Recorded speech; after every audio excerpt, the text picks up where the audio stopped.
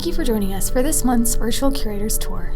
I'm Jenna Gilley, Associate Curator of Exhibitions at the Fort Wayne Museum of Art, and I'll be your tour guide.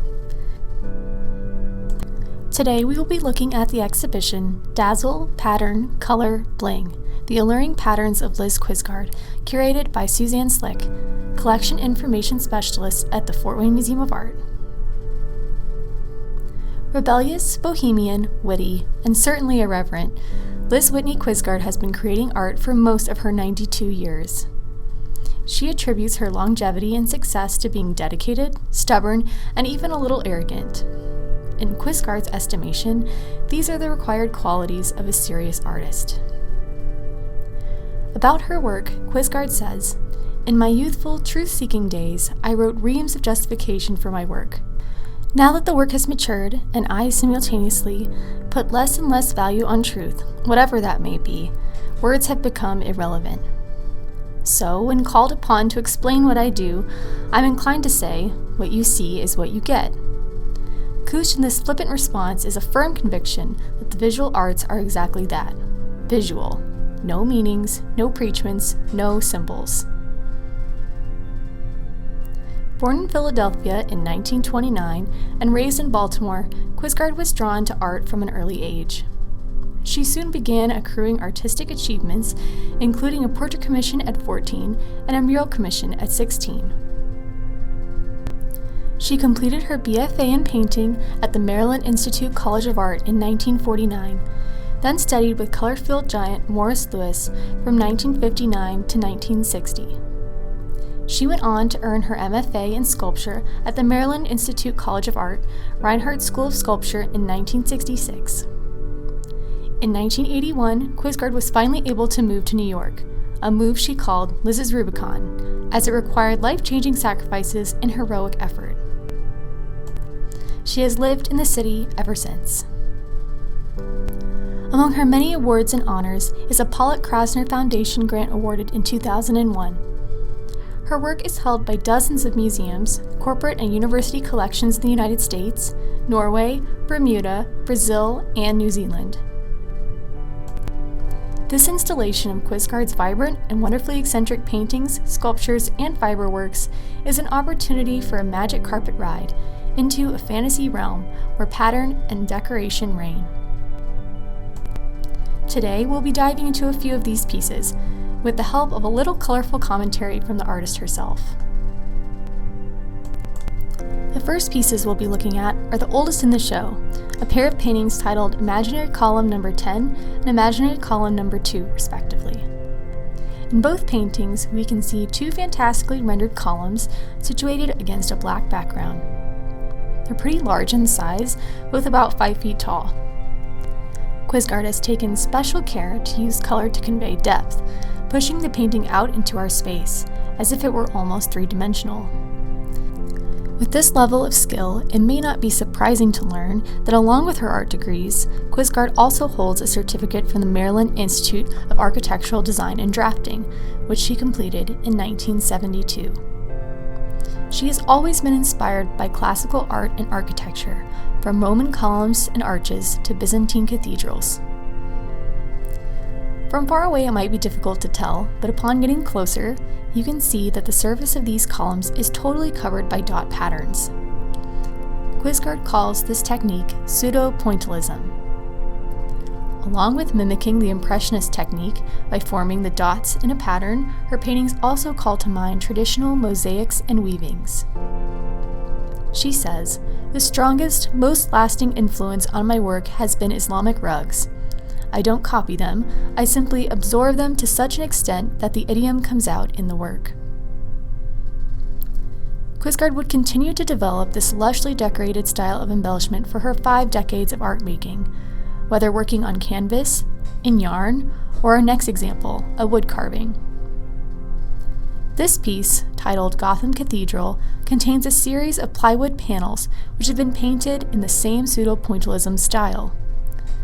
While it is unknown if she carved all these wood pieces herself, it's very likely, due to their specific shapes and her insistence on doing things herself. In her other wood-turned lathe sculptures, she grew tired of, usually men, asking who she got to turn the pieces for her. She likes her audience to know that she's a skilled woodworker in her own right. In this piece, we can see that Quisgard is starting to experiment with combining two-dimensional painting and three-dimensional space, playing off of the optical illusion of depth achieved using the dots in her flat paintings. Here she adds in real space to increase the effect. Quisgard has also begun to add found objects into the piece, consisting of plastic beads, cherubs, and a small crucifix. Found objects would once again return to her work in her weavings. Quisgard has a lot to say about Gotham Cathedral. In her words in a letter to friend and show curator Suzanne Slick, Quisgard wrote, "Long ago, a peasant village on an English country estate was called Gotham. Real or fanciful, I don't know.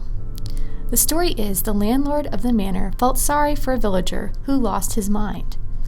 He told the man's family that they no longer needed to pay rent on his house. Then that kindness was extended to others with mental problems. Soon, every villager declared himself insane to get free rent." Centuries later, Washington Irving was an American writer who despised New York City.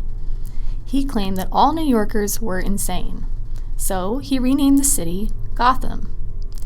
That name still applies. We have the Gotham Bar and Grill, Gotham Alley, and Gotham Grocery Store. So in honor of New York insanity, this is my Gotham Cathedral. The flying buttresses that hold it up are more important than the spiritually empty interior. Liz would go on to create a whole city of painted sculptures. Some fragments survive, others were turned into different works. A few, like Belvedere, can be viewed in the museum exhibition. The third piece we're going to look at today is a personal favorite of mine, and that is 6 ellipses. I think this is one of the finest examples of Quisgard's weaving work, done in the early to mid-2000s. Each ellipse is identical in size, but has their own unique, splendourous pattern, which is woven in a rainbow of colors onto buckram, a stiff cotton fabric. Each ellipse is almost hypnotic in nature. Their symmetrical designs seem suspended in a motion of moving to the next design, like looking through a kaleidoscope. From far away, the multicolored threads blend together, creating a muted, general tone. But up close, one is surprised to learn how many dozens of colors Quisgard has blended together to create that effect. This is very similar to the effect of her pointillist paintings, only this time, fiber replaces the paint. On top of the weaving, Quisgard has embroidered additional designs, increasing the vibrancy of certain areas of color, and supplementing the piece with a new textural layer. However, Quisgard does not like the term embroidery, eschewing any comparison to the traditional association of women's work with sewing as being too ladylike. She does, however, accept needlework. Sewing and handicrafts have long been associated as the quiet, delicate work of women, something to keep housewives occupied. Quisgard takes these traditional female crafts and throws convention out the window. There is nothing quiet or small about these bold pieces.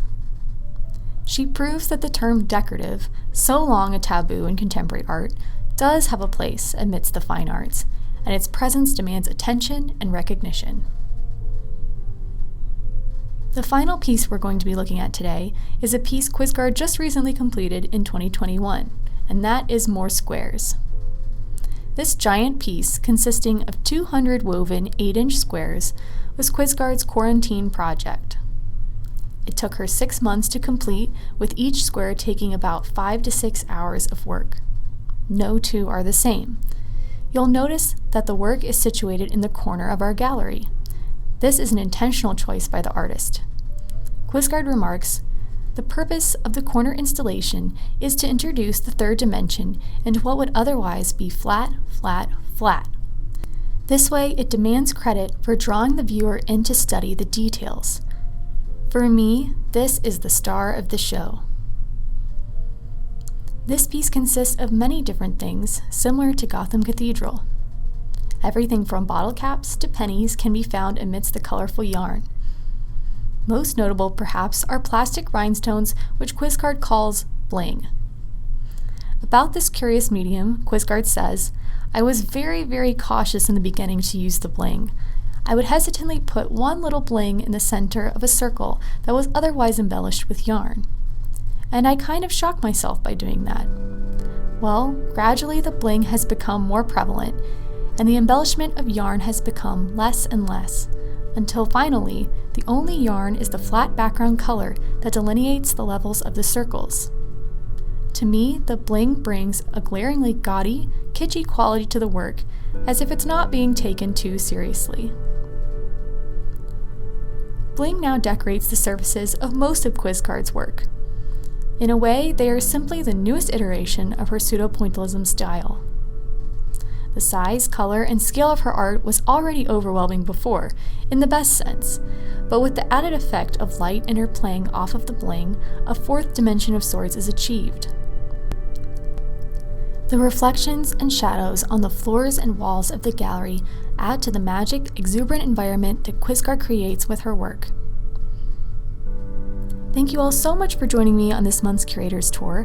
I highly encourage all of our viewers to see this show in person and experience Quisgard's magic, now on display until February 27th.